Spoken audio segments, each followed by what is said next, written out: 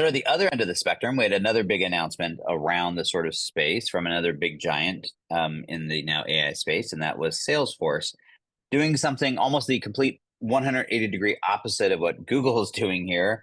And that is I think within 60 days from the announcement and launch of Agentforce have rolled out Agentforce 2.0.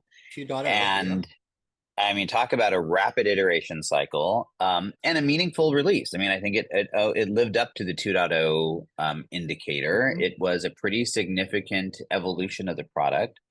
I do find it interesting that they announced that originally they were going to hire 1,000 salespeople. They then coupled this announcement with the fact that they're going to double that to 2,000. And what was absent was any sales data, any indication of is Agentforce actually getting any traction. And so the skeptic in me said it was 2.0 a rapid response to the fact that people looked at 1.0 and said, this ain't cutting it. Don't Mhm. know. I have no idea if that's the case. But I do think it was very interesting. But clearly directionally the right area, right? A lot more natural language, a lot more fluidity and ease of use. Some of the things that were challenging in the first iteration. Yes. So in all, just to keep everything above board, I will disclose that Salesforce is a current client of mine. And I was both at Dreamforce and at the Agentforce 2.0 event that they had here in San Francisco a couple of weeks ago. And I would say that comparing Agentforce, original Agentforce to Agentforce 2.0, both were very similar in terms of how you create the agent. The agent creation is actually very simple. You type in your use case and you ask for some help in being able to dig into a website or dig into a topic.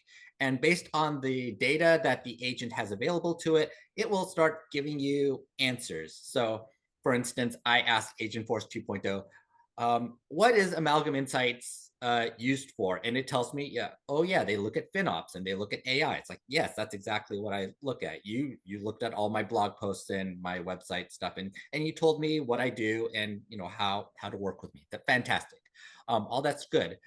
I would say that the biggest technical change that Agentforce did that I found really interesting was that the original agent was based on chain of thought, which was one linear chain of thought that goes through the agent and basically works as automation.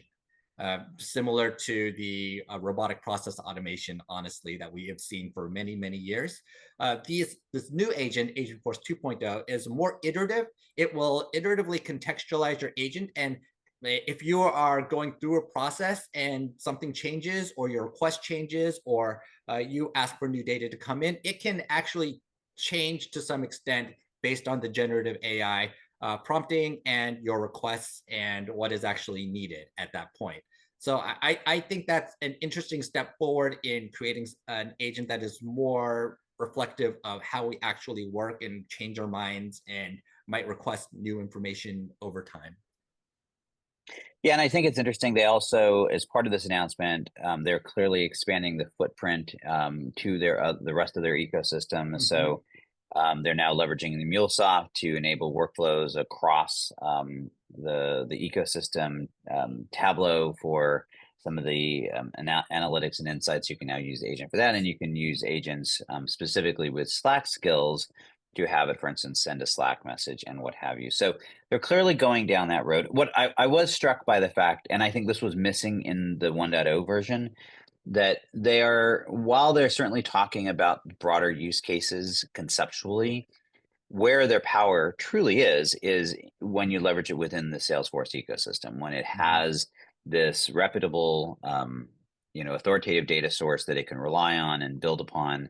And so I think they're going to find a lot of success at that level. And, their footprint is big enough that covers a lot of ground. Um, so I think that's useful, and it gives you then the opportunity to build some very specific targeted use cases. And I look at things as a spectrum. And on the one hand, you have the build your own custom solutions. On the other end, you have AI applications. And I put what they're doing right kind of smack in the middle, where It's not a completely out of the box, plug it in and get value solution. You have to do some heavy lifting, a lot of heavy lifting, frankly. But you can also use it for things that are much more customer oriented, and they have some really good use case examples around that. Mhm. That you couldn't get an off the shelf solution to just from like an AI application to do. And so I think that it's we're starting to see this sort of spectrum play out, and I think they're going to be carving out a good position. Yeah, and I think from a business perspective, talking about 1,000 salespeople, 2,000 salespeople, my very lizard brain from an enterprise sales perspective says an enterprise salesperson tends to have $1 million quota. So if you're talking about 1,000 salespeople, that's $1 billion commitment, but you've got to onboard people as well. So if you want to get to $1 billion in sales this year, how many people do you have to hire? 1,000 immediately, you might say, and then maybe you up it to 2,000 once you realize you have to onboard them. And that's kind of where my math brain went to, is that Benioff literally wants $1 billion in AI sales this year, and you do that by hiring 1 to 2,000 salespeople.